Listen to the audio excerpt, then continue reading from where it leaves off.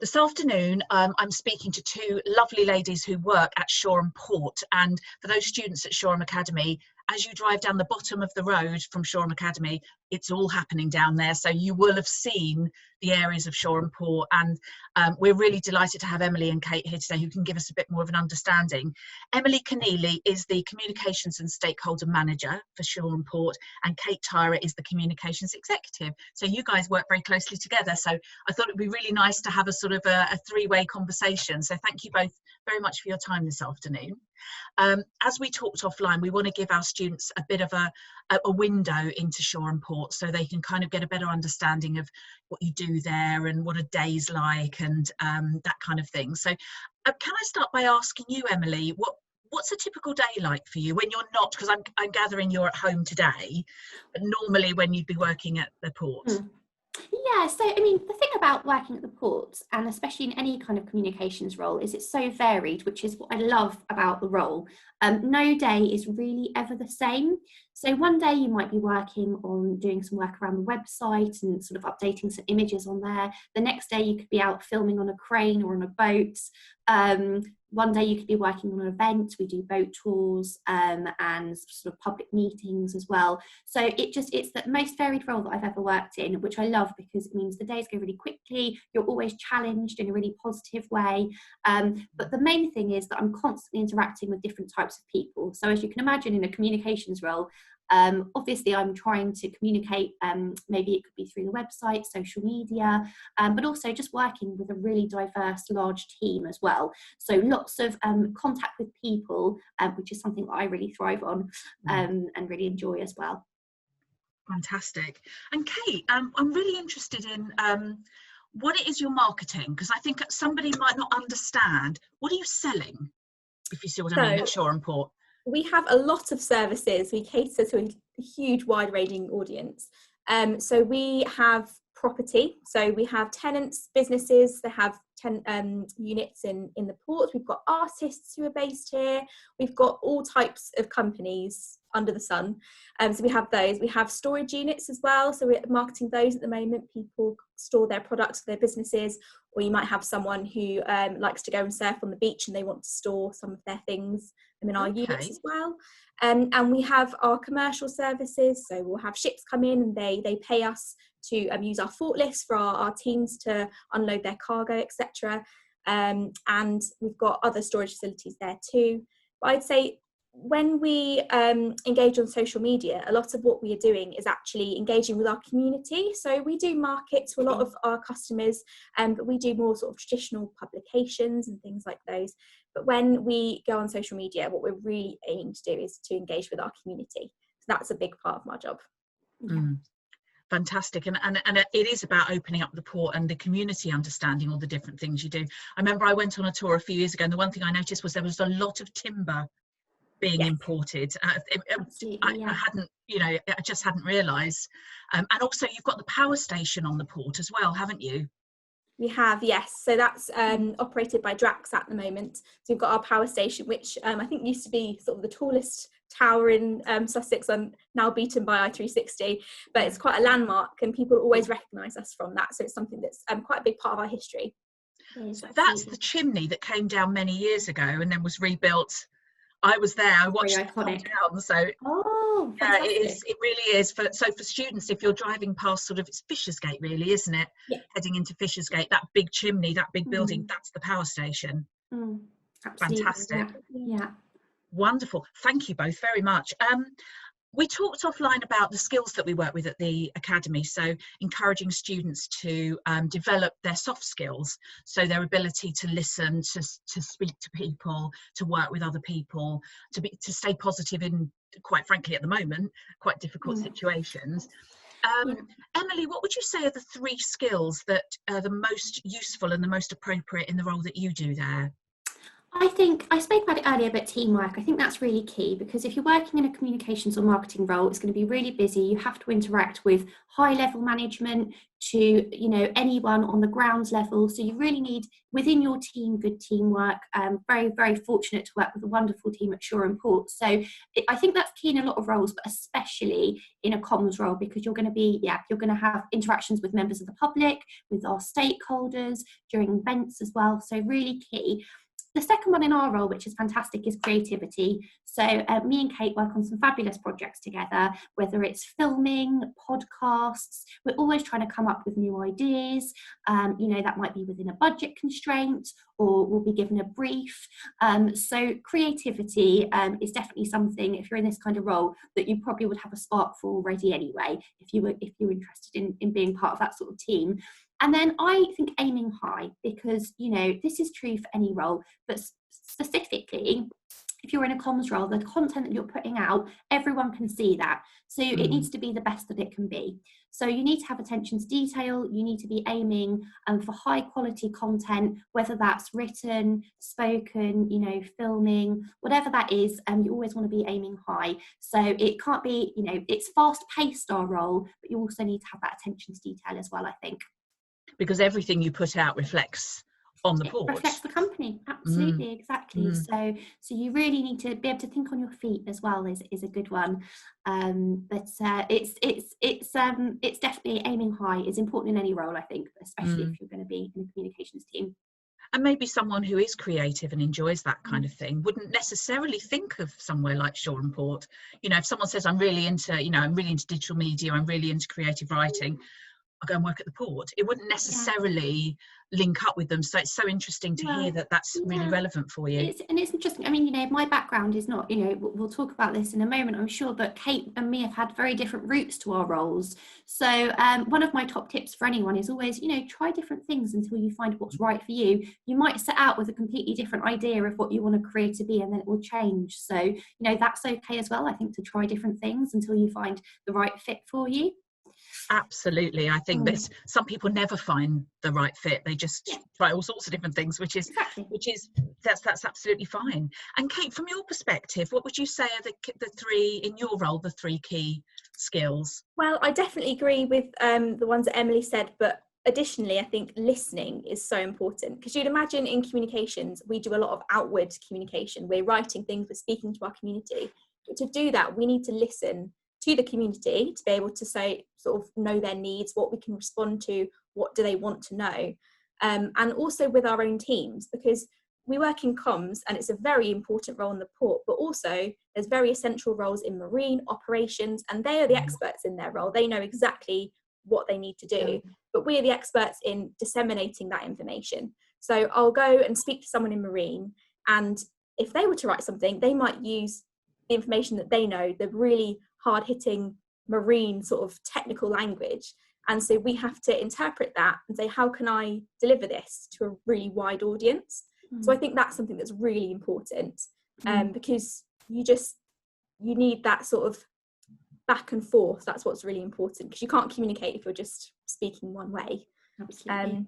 And then equally speaking too, we have presentations. So we have our public meeting coming up, and in that we'll have our team who are talking directly. It might be a bit different this year because it's virtual, much like this. But public speaking is great, and that's something that can be built on. Definitely, I've found a while ago I might not have been as confident with it, but with practice I've definitely become sort of more comfortable with speaking to people. And I might be on a low level, I'll speak to Emily in the morning and let her know what I'm doing that day, but also I might give a presentation to leadership team or to the community. There's all sorts of things you can do with speaking, really. It's very good. It's very, very broad. Such a good point, isn't it? Practicing as well, like you said, it's so good just to push yourself to try something new. Absolutely. And again, for our young people, that's such an important part, because interesting what you were saying, Kate, about building your confidence. Emily, you mentioned that the two of you have quite different routes into what you're doing. I'd be really interested to hear from you, Kate, first. How did you get where you are, and what was your kind of route? So I really enjoyed sort of media-based things when I was at school. I did film studies, I did photography, but I also really enjoyed English. and philosophy, sort of like arguments and problem solving and things like that. So when I went to choose my degree, I thought sort of something around media and marketing would be good for me. And so I went quite locally to here. I went to Sussex University, and I did the degree media and communications, so it's very relevant to this job. But while I was there, I did a lot of theoretical stuff, a lot of writing. Obviously, you with that kind of degree, hand in essays and things. But one of the most valuable things I did outside of that was I wrote for my university publication. So I was deputy editor at the publication that was based at my university. And that was so important because academic writing is very important, but also you need to be able in this role to write to an audience. You need to be writing to different levels. It might be quite technical, quite sort of, using a lot of specific language, but also sort of disseminating it down to really simple and easy to understand content. So that's something that was really, really important. And that also allowed me to add that to my CV, because when I graduated, I knew I needed to get a job. And that was one of the things that I really often found myself pushing, because it was something different than my degree that I did. And I took that off my own back and decided I was going to do it. And it showed some initiative, I think, which definitely made a big impact when I was job searching and managed to get this lovely job here at the port. So did you come straight from university to Shoreham Port? I did, yes. So I graduated in the summer and then I started here in November. So I did a few freelance jobs and other small little bits. But then I decided that I wanted something a bit more secure, based. So yeah, then I got contacted by someone on LinkedIn. So I definitely found when I was looking for a role, LinkedIn was incredibly helpful for learning sort of how to build your CV and connecting with people, but also recruiters definitely search people out on LinkedIn. So it's great to be active there. Absolutely. I'm really glad you said that, because our students will be creating their LinkedIn profile, or we'll certainly be encouraging them to do that. And I think it's understanding the difference between regular social media and professional social media, isn't it? And how it's quite a different thing, and it really is the window onto you. It's your CV, isn't it? It's your virtual CV. So yes, I'm glad you gave it a plug. Yes, yeah, it is really valuable. And I also think you can just try and connect with people and just ask for their advice as well. I've had that before where there was a lady that I just loved what she did. I thought her work was excellent, and so I just messaged her and said, would we be able to go for a coffee? And she just sat down with me for about an hour and just told me about how she got to where she was and gave me some tips. And then I ended up later on working with her in the summer for a bit as well, because just putting yourself out there and letting people know. And if they like you, they might think, oh, actually my friend's got a job opening, I might help you with that, or give you some suggestions. It can be really helpful. Absolutely. And that'll feed in nicely to getting advice for young people who are waiting to go into employment. So we'll come on to that in a minute. Thank you, Kate. Emily, how about you? How did you get to where you are? So I graduated about 10 years ago, and I actually studied a very different degree to what I'm working in now. So I studied a Master in Design of Textile Design, along with my MA in Sustainable Design. So it was a course between a BA and a Master's that I studied. Very creative, as you can imagine. Some written, but also I specialised in environmental textiles, my final collection. So incredibly creative. That was a 4-year BA with Master's. And then when I got to the end of that course, I realised that I loved being creative. I always have been, but actually to go into a fashion or kind of job, it wasn't really what I wanted. I wanted to work with people. I love working with people. So I actually went into working in the NHS for years, and I worked with patients. I really enjoyed the kind of that communication side of things. I did that for many years until I decided I want a bit of a change. So I thought, I'm going to try something else. I want to do something creative, but how could I kind of, do something a little bit more, kind of just something a bit different. So I worked in events for a while after that, and that's how I got into marketing. So I went this really creative route after school, which I loved, and I don't regret doing it at all. But I just kind of took a little bit of a turn, and then I went into marketing, which I actually found in the end it gave me both. It gave me that communicating with people and also coming up with these creative campaigns, which I just thought was fantastic. It kind of catered to both of my interests in the end. And the thing I've liked most about working in marketing communications is that you can work for some really interesting companies, and I've worked for various places, and it's just given me a really interesting insight into different industries. So I never thought 10 years ago that I'd end up working at a port, and I absolutely love it now. It's so interesting. There is so much going on. We have dolphin footage that we get sent in to us. We learn about conservation. I'm working at the moment with the sustainability director on some projects, which is really exciting. And just learning about this whole industry and the way that goods are brought into our country is so important. We've done projects around education with that. So it's very diverse, very creative, very interesting, but not at all where I saw myself sort of 10 years ago when I was going into that creative role. So I guess I would say that I've tried a few things, and that's okay. And I think that people, when I was younger specifically, I thought that I had to know exactly what I wanted to do when I was 18. Yeah. That's not actually how life works. It takes twists and turns. You change, you grow, you have interests in different things. So I would say try something, and if it doesn't work out in the way that you wanted, that's okay. Try something new. Obviously you don't want to be hopping around from role to role, but at the same time, you have to find something that makes you happy, that you feel fulfilled in, I believe. For me, work isn't just a job. It's about feeling fulfilled and feeling like I'm giving something back and doing something worthwhile.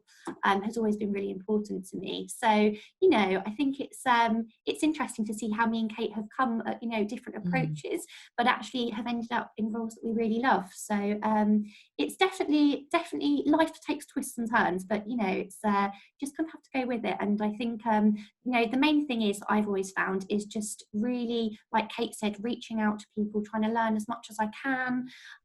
Send an email to someone if you like what they do. I've done that before as well. And it's just, follow people on Instagram or Facebook, have a look at their backstory. How did they get to where they are? Just kind of reaching out to people. Generally, I found people want to help you in life, so if you reach out to them, often, I have had people asking me questions about kind of my work, and it's lovely when people reach out to you, and LinkedIn and things. It's a really great feeling. So I always want to help people when they kind of have questions for me, even if I don't necessarily have a role I can recommend them for there and then. I might remember them, or I might be able to give them a tip on, the way that they can go. So I would definitely say reach out to people and, volunteer. If it's a difficult time at the moment. I've done a lot of volunteering, and I think it builds so many skills. You make so many contacts. It's more difficult at the moment, but there's a lot that you can do online as well at the moment, virtually. So I just think there's always opportunities, basically, I think is what I'm trying to say. There's always opportunities in life, even when it doesn't seem like there is.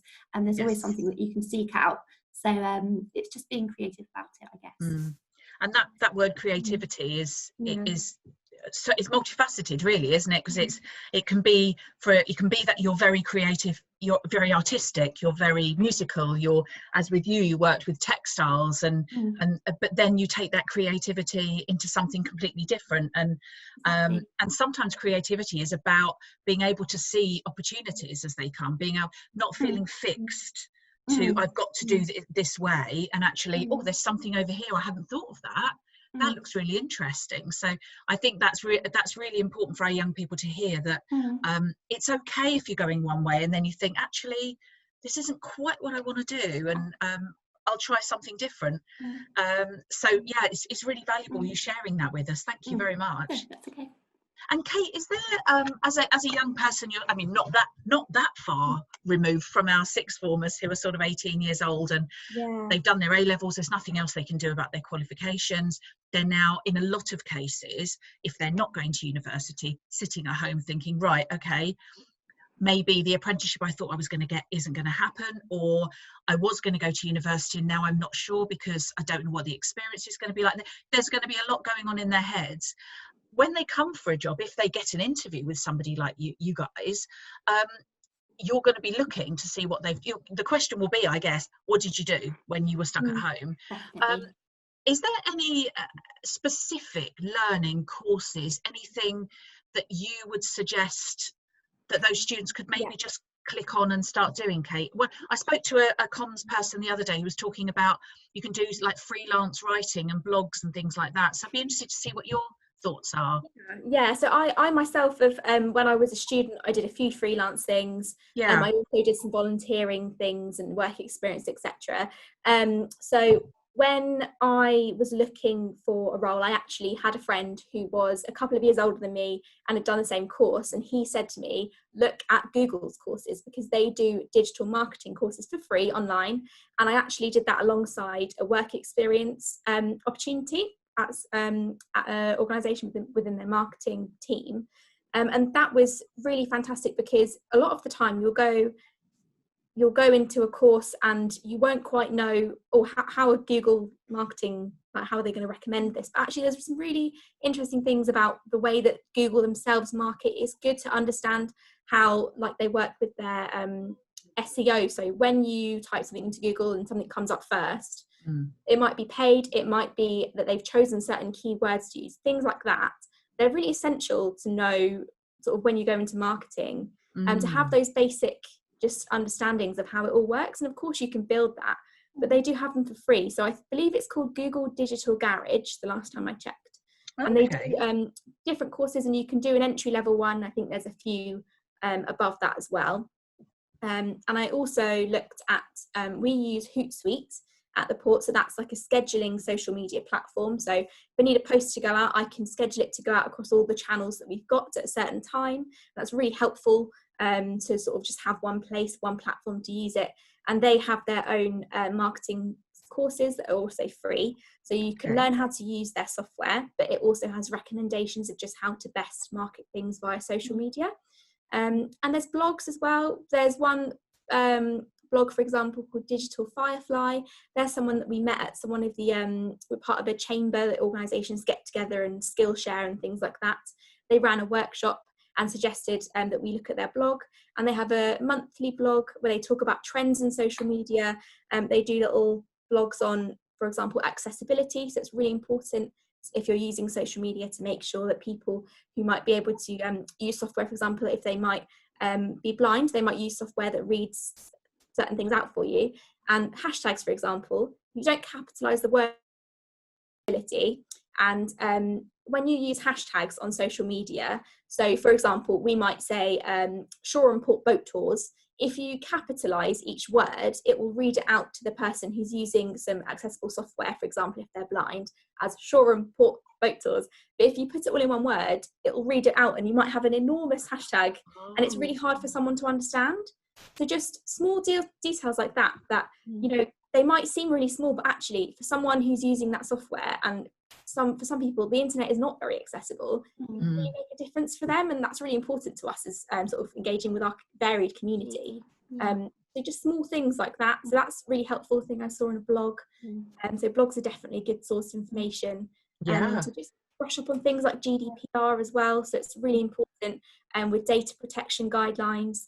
It's really handy just to look at those things, and they can be sort of really easily explained online. It's just finding a good source. So blogs definitely really helpful. You know what I would say as well, Future Learn courses are really, really brilliant. As a general all-rounder, if you want to learn anything from renewable energy to, you know, it could be marketing, renewable energy, it could be cooking, it could be anything. They do really good courses, and I think that's run through the Open University Future Learn courses, and they're free, and they run them usually on a 6-week basis, and you'll have to study once a week, and you'll have kind of virtual contact sometimes with an expert as well, and they get you to do these little online sort of exams and things. I think they're really good, so I've been looking at those myself recently.